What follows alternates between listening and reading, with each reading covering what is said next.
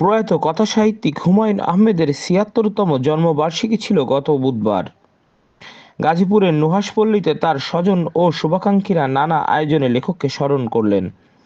এ সময় হুমায়ূন আহমেদের লেখালেখি ও স্বপ্ন নিয়ে কথা বলেছেন লেখকের দ্বিতীয় স্ত্রী ও অভিনেত্রী মেহের আফরোজ শাওন। বুধবার দুপুর ১২টার দিকে মেহের আফরোজ শাওন তার দুই পুত্র নিনীত ও নিশাত হুমায়ূন ভক্ত ও শুভাকাঙ্ক্ষীদের নিয়ে হুমায়ূনের কবর জিয়ারত করেন। এ সময় লেখকের আত্মার শান্তি কামনায় মোনাজাত করা হয়। এর আগে গতকাল মঙ্গলবার রাতে নুহাশপল্লীতে ৫০০টি মোমবাতি প্রজ্বলন করা হয়। সমাধিতে পুষ্পাঞ্জলি অর্পণের পর কাটা হয় কেক। প্রতিবারের মতো এবারও হুমায়ূন পরিবার, তার ভক্ত, কবি, লেখক আর নাট্যজনেরা ফুল হাতে শ্রদ্ধা জানাতে ভিড় করে নুহাশপল্লীর নিচতলায়। নন্দিত লেখকের প্রিয় চরিত্র হলুদ পাঞ্জাবিতে হিমু এবং নীল শাড়িতে রূপা সেজে আসেন ভক্ত ও পাঠকেরা। তারা লেখকের প্রতি অতল শ্রদ্ধা ও ভালোবাসা নিবেদন করেন। কবর জিয়ারত শেষে মেহের আফরোজ শাওন গণমাধ্যমকে হুমায়ূনের স্বপ্ন এগিয়ে নেওয়ার প্রত্যয় পুনর্ব্যক্ত করেন। এ সময় তিনি আগামী ১-২ বছরের মধ্যে জাদুঘর নির্মাণ কাজ শুরু করার প্রত্যাশার কথা জানান। শাওন বলেন, হুমায়ূন আহমেদ সবকিছু সযত্নে রাখা আছে, কিন্তু জাদুঘরটি এখনো করতে পারেনি। এর আসলে অনেকগুলো কারণ। প্রধান কারণ আর্থিক। নুহাশপল্লীর আয় দিয়ে এখনকার এবং হুমায়ূন আহমেদের স্কুলের ব্যয় পরিচালনা করা হয়। আমরা এখনো আশা করছি যে আগামী ১-২ বছরের মধ্যে জাদুঘর নির্মাণের কাজ শুরু ও শেষ করব। এদিকে বাবার জন্মদিন উপলক্ষে সবার ভাবনার জগৎ পাল্টে দেওয়ার আহ্বান জানিয়েছেন বড় ছেলে নিশাত হুমায়ূন। আসলে গাছের কারণে। হ্যাঁ, কিছু, কিছু জায়গায় একটু অযত্ন আছে। যেমন যদি বলি যে নুহাশপল্লীর একটা শুটিং সেট ছিল, একটা শুটিং ফ্লোর।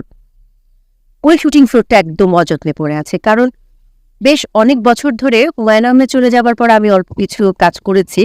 আমি নিজেই ২০১৮ পর আর কোনো শুটিং এর কাজ করিনি। তো যেহেতু শুটিং এর কাজ করিনি, শুটিং ফ্লোর তো আসলে শুটিং এর কাজেই ব্যবহৃত হয়।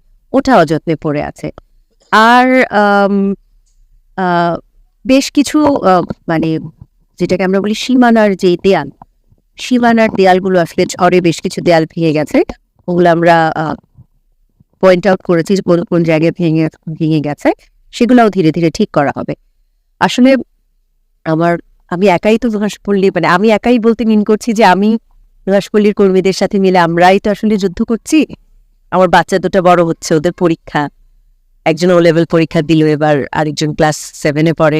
তো ওই জায়গাটাতেও আমাকে একটা খুব বড় সময় দিতে হয়। এই যে একটা মানে কি বলবো, বয়ঃসন্ধিকালের দুটো ছেলে বাচ্চা, যেহেতু বাবাহীন, আমাকে বাবার কাজটাও করতে হয়, মার কাজটাও করতে হয়, ওখানে একটা অনেক বড় সময় দিতে হয়।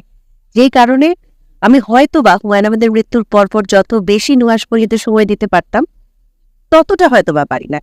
কিন্তু নুহাশপল্লীর গাছ ভালো আছে এবং এই যে বললাম দুর্লভ নতুন গাছগুলো এখানে সংরক্ষিত প্রতি বছর। এবং মানে যদি বলি যে সম্প্রতি আমার নিজেরও গাছের প্রতি এত ভালোবাসা হয়েছে, আমি যেখানে মানে দেশের বাইরে গাছ পেলেও সেখান থেকে আনি আমি নুহাশপল্লীতে আসলে সংযোজন করবার স্যারকে নিয়ে কিছু বলতে না। আমি কোনো কোনো ভক্তরা সেভাবেই আগের মতো করেই তাকে ভালোবাসে, তার প্রতি শ্রদ্ধা জানায়।